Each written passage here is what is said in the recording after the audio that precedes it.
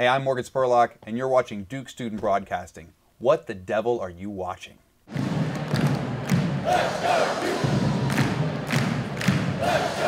So welcome to Duke. Thank you. I wanted to know, what's it like not only being the producer, creator, director of your documentaries and your television shows, but also being the character in your It's a tremendous amount of work. You know, at some point, I would love to have a day off. I don't know when that'll be, but no, I mean it's a lot to handle.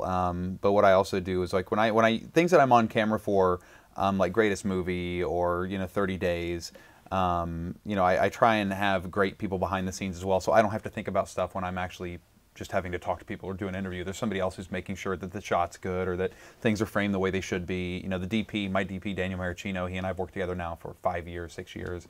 So there's kind of an understanding of how we operate, so it's great. Can you explain the process of transitioning from, the documentary filmmaker to the businessman? Well, I think what you don't see in all the other documentary films is that behind the scenes, if you really want to make it in the film business, you've got to be a businessman anyway. So I think that what you kind of actually see happen in The Greatest Movie Ever Sold is kind of see that be applied in film, kind of on screen. There's a tremendous amount of work that goes on behind the scenes in making a movie. Never quite like this. This is a very different way of making a film. One that is kind of like a norm in Hollywood right now. So to kind of see it from a documentary side is very different. Yeah, and you talked a little bit about that in the TED Talk that I watched, about the transparency. So can you talk a little bit more about? Yeah, well, the whole idea behind The Greatest Movie Ever Sold was to kind of pull the curtain back and show you a side of the business you've never seen. Give you access to boardrooms, conversations, interviews that normally you would never get to kind of hear or be a part of. And that's one of the things I love about the film, is it does really give you this kind of omniscient perspective of the industry and how things work and the backroom deals and the influence. The bigger thing that I think the film really shows is how much influence brands have over entertainment once they start to put money in. I mean, it's kind of eye-opening. Yeah, definitely. So I wanted to know, even though sometimes your topics are complex, you make them very compelling. Yeah. So I was wondering, how do you find the ability to appeal to the masses in your films? There's a real mantra that we have at my company. My production company is called Warrior Poets, and we have kind of a working mantra, which is if you can make someone laugh, you can make someone listen. And I believe that through humor, you can have somebody let their guard down. The wall comes down, and you can actually engage someone in a conversation because they're being entertained. And through entertainment, I think you can really, grab someone. And I think that that's what's helped us be, really successful, is the fact that I'm not giving you medicine. I may be giving you medicine, but it tastes like cotton candy. It's really good medicine, but I think that it makes a big difference. So when you go out to start your project, do you think about who's your audience, who you're going to appeal to? I mean, when we make a film, I mean, I never go out saying, this film's going to be for 13-year-olds nationwide. It's like, I feel like the biggest thing for us is we have an idea and we have an audience, and we have a very broad audience, which I think is really fortunate. My films have catered to a very large swath from, kids as young as probably, I think Super Size Me, there were kids as young as 12 years old that still see it, in elementary schools, all the way up to, to parents, people in their 40s.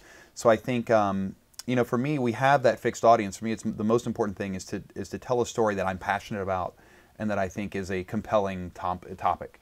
If I don't care about it, then there's no way we should make it. Because when you make a film, especially when you make a documentary film, you're married to that movie for years and years.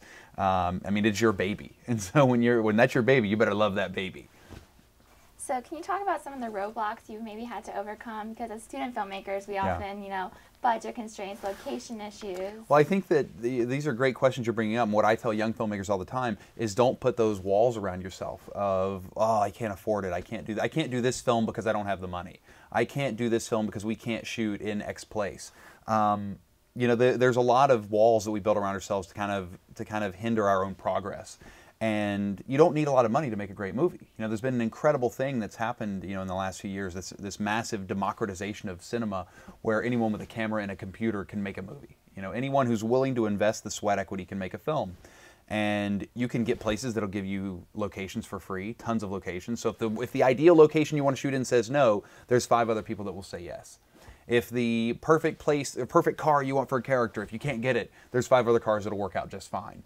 You know, but that compromise is a great thing to learn even as a young filmmaker, because it's going to happen later on. There's perfect scenarios that I have all the time for movies that never happen. You know, it's like anytime we come up with an idea, I sit down and we write an outline. Like, here's the outline. In a world, if everybody had rainbows and unicorns, like, here's how the movie would be. It's the most perfect film you could ever have. But the day you start shooting, that gets thrown out the window because nothing on that list ever comes true. So understanding how to make your creative vision work in a variety of ways is a great lesson to learn. So is there any idea that is too extreme for you? You know, there was we'd actually been talking, no, there's not actually. Well, that's not true. A few years ago when we were talking about, when we were doing 30 Days, and we were talking about doing another season of 30 Days, I said, you know what, we should do this, like, next season we should do an episode about drug addiction, and I take all these prescription drugs, and the people at the network and my friends were like, absolutely not, that's the worst idea ever, that's terrible. And I was like, no, to really show how addictive they are. They said, yes, that's the whole point, it's a terrible idea. You're going to end the show and you're going to be like addicted to all these medications, and so we thought that was a bad idea. But then we talked about doing a sequel to Super Size Me, where I would like eat myself to clinical obesity, which there's a guy who's doing that right now. I saw that, which yeah. which I was like, man, and there goes my idea, you know. So so now we'll have to figure out something else. Yeah. And I just wanted to know, what's been the greatest accomplishment that you've achieved so far in your career? In my career, 30 Days was pretty awesome. You know, I'm really proud of that show. The fact that we got a network that would allow us to make 18 episodes about the topics that we made that show about, you know, from gay marriage to gay parenting to gun control to animal rights to abortion in America to Christianity. I mean, there was like real hot button issues that continue to kind of draw lines in the sand, you know, in our country today. And I think for FX to kind of step up and stand behind that show for 3 seasons was amazing. Yeah. Thank you so much. We really appreciate having you. Thank you. My today. pleasure. Yeah. Go Blue Devils.